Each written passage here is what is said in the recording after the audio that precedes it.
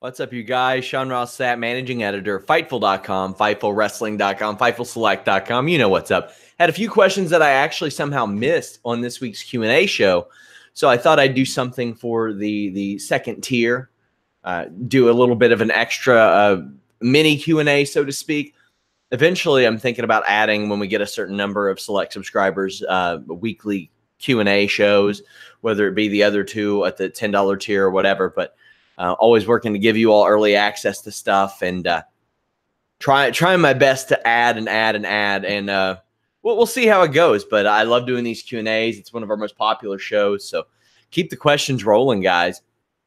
One of the questions was, how would you evaluate Candice LeRae's work in NXT thus far? Are you looking forward to heel Candice and Johnny? I know one thing that's becoming clear. I didn't realize how small she was, which isn't an issue or anything. It's just it's become more blatant, more obvious. Am I looking forward to heel Candice and Johnny? Man, I would be looking forward to anything that gets that terrible theme music off of Candice. That theme song is such a cheesy 1980s like sitcom kind of. Seems like it'd be a Wonder Years theme. It's really terrible. Johnny's isn't that much better either. Somebody said, oh, you have to change his music. And I was like, well, if his gimmick is that he's a wrestling troll, I think having a knockoff Paramore theme might be best suited for him. You never know. You never know. Candice LeRae's work in the ring, I'm liking. On the mic, it leaves a little bit to be desired, but this storyline, rather, has drawn a lot of comparisons to Eddie Edwards and Alicia Edwards on Impact. And let me tell you that the mic work for both is way better. The in-ring work for both is way better. And it's way more interesting than what Eddie Edwards and Alicia Edwards have going on over there. So at the same time, while it's not like something that I'm falling all over myself to watch necessarily, Candice's promo work, it sure beats the alternative that I got to watch on a weekly basis. Progress sold about 6,000 tickets for their biggest show ever, Wembley. Could NXT UK top that if they did TakeOver UK as suggested by Triple H? Now, yeah. Here's the thing. When I first read that question, I was like, man, I thought he was just going to say like a big NXT UK taping. Well, here's the thing. They already did. They did 10,000 at the SEC or SEE Arena in December 2015. That's the show that had Balor, Joe, Bailey, Jax, Baron Corbin, and Apollo Crews, that had Enzo and Cass and the Revival, and then Asuka and Emma. And I think the cast of characters you have to work with now is pretty solid too. Also kind of funny to look back at some of the people in that prelim show, essentially. Sami Zayn's on there, Ty Dillinger, Elias, American Alpha. I definitely think they could. They already have. If you mean like in Wembley, yeah, I think they could there too. I don't think that there's anything that keeps them from doing that at all. But, I mean, the thing is, Progress, I think, is a hotter property over there than NXT UK, despite how successful Triple H says that it might be. I still think that they have a bit of an uphill battle there. I don't have anybody saying, man, you got to watch this NXT UK match. I'm a big-ass jug. Yeah, I definitely think they can. Have you watched Zack Sabre Jr. versus A-Kid from White Wolf Wrestling in Spain? It's free on YouTube. Got to be a match of the year contender, right? Seems up your alley. High pace, lots of grappling mixed with some flippy shit. I have not, but how about this? I will do an alternate commentary on that very soon. I have heard of A-Kid. I have never seen A-Kid's work, but I've heard of him in recent weeks, probably because of that match, to be honest with you. But yeah, I'll do something about that. How is Fightful the only place that streams the Triple H media call? Are folks sleeping on this? Have you mended the fences with WWE so you can talk about what happened? So it's a lot more difficult to stream those calls than you would think. You got to have encoding software, and a lot of the places that run their own shows don't necessarily do that. When we talk about Wirecast, that's a software I have to stream those. However, last night, I was told by YouTube that I could do multiple live streams at the same time. So I was going to hop off the NXT show and live stream the media call. Well, that's not true. I couldn't do multiple live streams. It wouldn't pull up. The encoding options would not pull up for me. So YouTube lied to me, which is pretty much par for the course for them. That's just what they do. Are folks sleeping on this? Yes, they are. But hey, let them sleep on it, and I'll take all the viewers. I'll take all the stuff. There's Jonathan Ma over in the live chat. Feel free to add some questions if you want. But yeah, it is something they sleep on. But I want to bring people stuff. I mean, the audio is up afterwards for PW Insider and Wrestling Observer on like behind paywalls. But if you haven't noticed, I try to do the opposite. What they offer for free, I'll put behind a paywall, and what they put behind a paywall, I'll offer for free. I want to be completely different than them to some degree. Have I mended defenses with WWE so I can talk about what happened? That's all up to Jimmy. I would have already talked about it if I could, to be honest with you. That is a Jimmy thing. Maybe I can get him to for the 100th episode, but I doubt it. Eventually we will. But I can tell you that they made a lot of changes with how they prepare for television because of Fightful. If you all didn't notice, there are certain things that are not there, and that is because of that. However, recently WWE has reached out to me a lot more. I mean, they gave me Starrcade tickets, so I'll be there next Saturday. But from the Triple H calls, for example, I used to have to message one of their PR guys early in the week and say, hey, I want to be on this call. Can I get the information?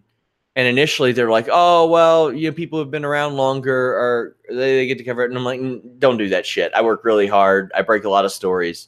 Just let me on there. And they did. And now they contact me without asking.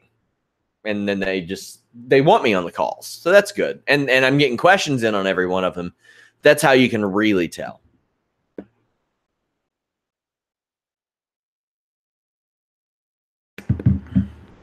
Jonathan asked, they're giving Fightful tickets now? I don't know about giving Fightful tickets. They're giving me tickets. Ring of Honor gave Andrew tickets a couple months ago. I mean, that's standard stuff. Media sometimes gets access like that. Where does the Women's War Games Survivor Series NXT match happen? Seems like they should have built to it this weekend. Where does it happen? I'm a little bit confused. You'll have to clarify. Also, regarding the tickets thing, it's not like, oh, yeah, I'm just going to go and jerk around. I'm going there to do work, or else I would just pay to go see the show. I'm going to get some videos. We're going to go hit up some toy stores and go figure hunting, essentially. Good times. Where does the Women's War Games / Survivor Series NXT match happen? That one's confusing to me. Seems like they should have built for this weekend. I mean, like, when does it happen? It's hard for me to tell, considering that so often the talent gets brought up. And it's like, I can't say, oh, it'll be the horsewomen. I can't just straight up point to that and say, well, yeah, the horsewomen will be the ones that will do that. Fightful business. I got into Fightful because I heard you do an interview with Les Moore on Talking Sheet. I see you have positive relationships with Barstool, Justin LaBar, Ryan Satin. Do you think collaborating, doing interviews with other websites would help grow Fightful? I'm rooting for your success, showing my dollars. I see around 77 Patreon patrons. That's 80 now. But a VOW racks up 365 launching after you guys. Is that because they've been around longer? Is there something you can adopt from them? Can we get SRS doing guest spots on different platforms? I don't have the time to do that, or I would. I talked a little bit to you about this privately, but when you look at things from this perspective, Voices of Wrestling, I like those guys. They have no YouTube presence at all. None. Nothing. Doesn't exist. Ours is over 12,000, almost 12,500, and then we have almost 500 on another page, 100 on another page. Our YouTube business is pretty solid right now, and it's getting a lot better.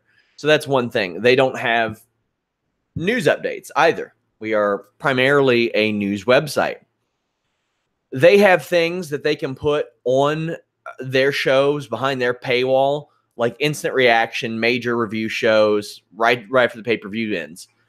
So what I do, I answer unlimited questions. They're not able to do that. I am able to do that. I put interviews up early access. I get more interviews than them. So that's the way that we kind of balance that. I want to do different things. They don't have dark match commentary. They do have retro reviews. We have retro reviews as well. We have a lot more exclusive news than them. We're breaking news all the time. That's something that they don't have the benefit of doing. So being a free site first, like we are, leads us to getting creative with what we put behind a paywall. And my thing was I didn't want to put anything that was free before behind a paywall. So what I wanted was to complement our content on Fightful and give people extra stuff, and the people who really wanted to support us and see Fightful grow and get early access. Like, hey, I mean, I put Daniel Bryan winning the WWE title behind a paywall.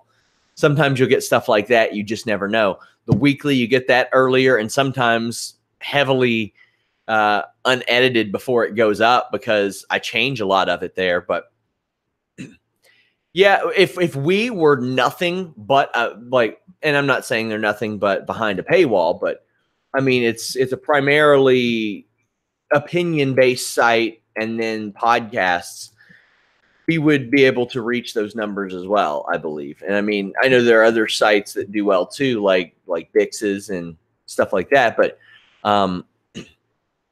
we have to focus more on news, free news, because that was where our thing was to begin with. Like if we made Fightful just predictions and news and all that, it'd be a little bit different. It'd be a little bit different. And we've got a ton of stuff. So we're growing. That's good. We were stagnant for a while, but now we're growing. So that makes me very happy. Because Fightful Select is important to us. And that's why I'm trying to add new voices too. So if you all know anybody who wants to throw their podcast into the mix, have at it. We will syndicate them here.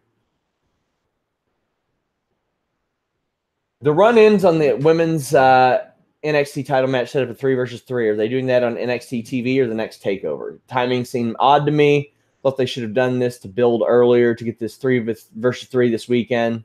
They didn't have time. Jessamine and Marina aren't quite ready for that. For a takeover, no way.